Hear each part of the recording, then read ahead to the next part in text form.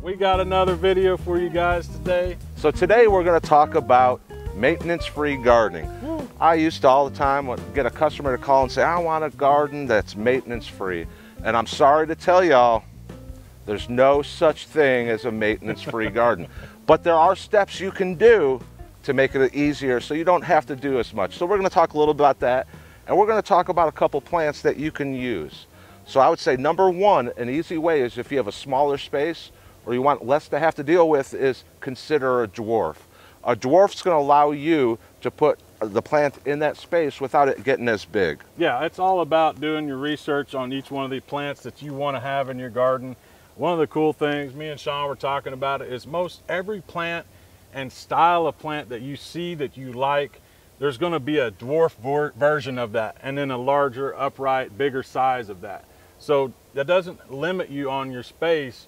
If you're like, man, I really like something that's got a white bloom and I want a hydrangea, but I can't have it too big, there's one for you. Or same thing with like blood goods and things. We're going to get into some of these cultivars here that kind of help you maximize the space and work with different locations in your garden where you may not be able to fit something big.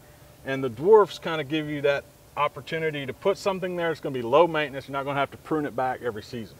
Absolutely, absolutely. Especially also some of these with it being a dwarf. If you have a window or something like that you don't want that plant growing up in front of, a dwarf is an awesome, excellent alternative to the big one. And like you said, that for any type of garden space, if there's a certain color, a certain structure, leaf structure, growth structure that you're looking for, there's going to be a plant out there that's in a dwarf version that's going to fit that spot. Yeah, so let's start right here with a couple. And you were talking about how, you know, if you've got a spot and you want it to be low maintenance and it's a smaller location, you want to go with that dwarf. So what do you got there? So we have the Rhode Island, so Acer palmatum Rhode Island Red. This is a dwarf version of what Brian has. Yeah, we've got Acer palmatum bloodgood. This is that beautiful, typical upright maple that you see out there. It can get 20 to 25 foot tall. Gets a nice upright, broad canopy on it. And then we have basically the dwarf version of that. Yeah, this dwarf version, the Rhode Island Red, you're going to get about 6 feet in 10 years, 6 foot by 6 foot. Yeah. It's not going to get that big, but you're going to get this very similar colors.